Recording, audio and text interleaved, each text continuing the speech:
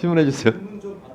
질문권을 갖고 반복적으로 매번 진행하는 겁니다. 진행하는 거예요. 예. 자, 질문하시죠. 여기는 의장님 학원이 아니에요. 정리 안 해주셔도 알아서 나국민들이 알고 자, 있는 걸 알아요. 저 발언 자격 없는 송석준 의원이 또 끼어들어서 지금 유상범 의원의 신문이 진행이 지금 방해가 되고 있습니다. 신문하시죠.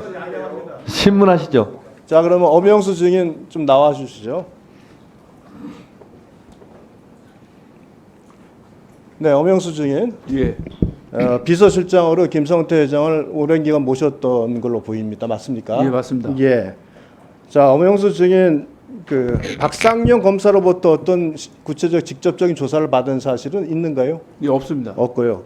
근데 엄영수 증인 검찰에서 대북 송금 500만 불은 경기도 스마트팜 대납 비용임을 검찰에서 진술하셨습니다. 예, 네, 그럼 그것이 스마트팜 대납 비용이라는 사실을 엄증인이 진술을 하신 이유, 그 내용 경위는 간단히 말씀하시면 어떻습니까?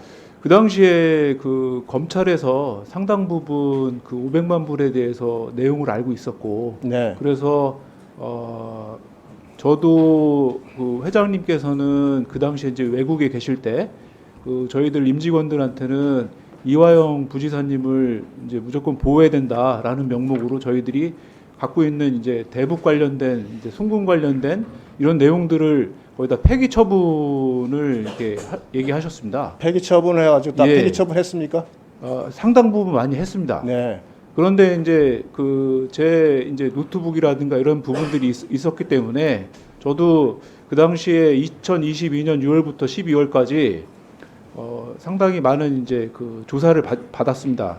그런 와중에서도 이 부분에 대해서는 저희가 많이 좀 억울하다. 그래서 그 부분에 대해서는 검찰 진술에서 정확하게 사건 경위에 대해서 말씀드린 겁니다. 그런 그 스마트폰 대납이라고 하는 것에 대해서 예. 엄영수 증인은 김성태 회장뿐만 아니라 실제 직원들이 돈을 외환을 가져 나가서 지급한 경위, 그다음에 만난 그 김성태 회장이 경기도를 위해서 스마트폰 대납하는 과정, 이 내용은 직접 다 파악을 하고 계셨다는 얘기네요. 예, 그렇습니다. 처음에는 제가 1월 달에 대북 송금을 할 때는 잘 몰랐는데 그 뒤에 이제 그 직접적으로 회장님께 말씀을 들었기 때문에, 그리고 방용철 부회장하고 이런 분들한테 얘기를 직접 들었고, 그리고 이제 그 당시에 이제 안부수 회장도 이 관련된 부분이 있었기 때문에 제가 알고 있는 대로 진술한 겁니다. 예. 자, 재판정에서 증인으로 출석해서 증언을 했을 때도 그 내용에 대해서 상세히 증언을 하셨습니까? 예, 제가 아는 대로 다 증언했습니다. 네. 근데 오늘 지금 이 자리에 보니 지금 그 민주당 쪽과 이화영 증인 쪽에서는 모두 김성태 회장이 회유 협박을 통해서 허위로 나를 증언하게 만들었다, 이렇게 하면서 김성태 회장을 거의 악마화시키고 아주 형편없는 인간으로 지금 몰아붙이고 있거든요. 이 점에 대한 엄영수 비서실장의 입장 말씀을 하시죠. 이번 사건이 500만 불을 대북 송금을 할 이유가 저희는 전혀 없습니다.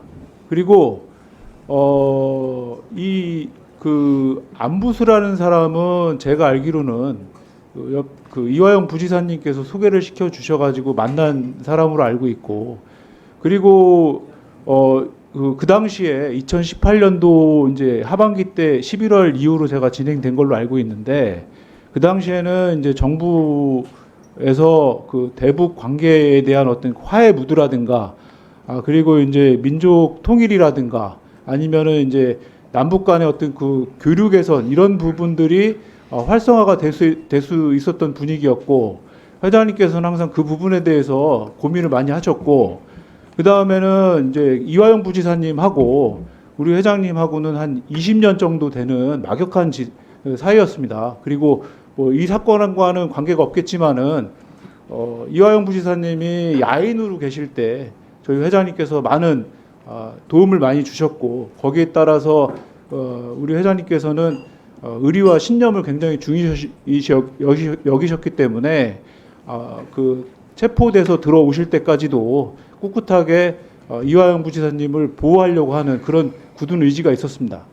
네, 그렇다면 김성태 회장이 이화영 부지사의 대북 송금 관련에 대한 진술을 하게 된 뭐 여러 가지 이유가 있겠지만 그 가장 큰 이유는 검찰에서 충분한 증거를 확보하고 직원들이 그 환치기 과정을 다 파악을 하고 있었기 때문에 어쩔 수 없이 김성태 회장도 자백을 하게 된 거다, 이런 취지로 보면 됩니다. 예, 제가 알고 있는 건 그렇게 알고 있습니다. 자, 그럼 하나 더 물어볼게요.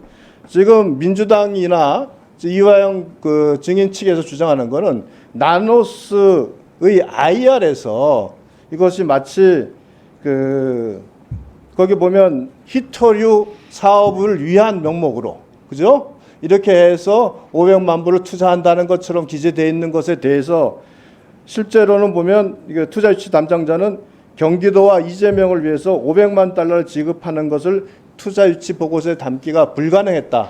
그렇기 때문에 부득이 대북 사업 그 계약금이라고 표기한 거라, 이렇게 법정에서 증언한 게 있어요.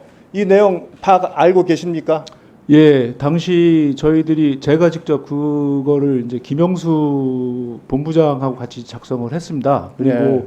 거기에 따른 이 대북 사업 관련된 그 사업 제안서 같은 경우에 저희가 전혀 모르기 때문에 그런 부분들 역시 이화영 부지사님을 통해서 방영철 부회장한테 자료를 받아가지고 그런 점들을 참조를 해서 작성을 하게 된 것이고, 당시에 이제 그 유력 정치인인 이재명 지사님과 이화영 부지사님에 대해서는 철저하게 저희들이 보호를 해야 된다, 그런 말씀이 있으셨기 때문에 그런 점은 철저하게 저희가 가렸던 것입니다.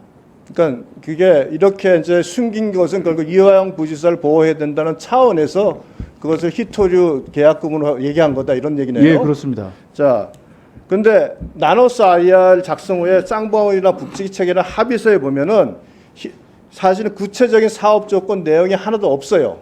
예, 그죠? 예. 그럼 결국은 그것이 히토류를 채굴을 위한 계약금이라는 내용이 들어갔어야 되는데 안 들어갔어요. 결국 그것도 마찬가지로 결국 스마트팜 대납 비용이라는 것을 명백히 드러낸다라는 것이 법원의 판결의 내용입니다. 그 당시에 계약서는 확인하셨죠? 예, 그렇습니다. 누가 합의한 계약서, 거기에 히토류 채굴 대가라는 그런 부분은 아예 들어가 있지 않죠? 예, 제 기억으로는 없는 것 같습니다. 네. 비서실장께서 사실은 이 분위기가 굉장히 지금 이화영 지사가 김성태의 퇴후에 협박에 의해서 같이 허위 진술을 하는 것처럼 이런 분위기를 지켜보시면서도 용기 있게 질문하신 것에 대해서 저는 그렇게 평가합니다. 네, 수고하셨습니다. 다음은 김성환 간사님.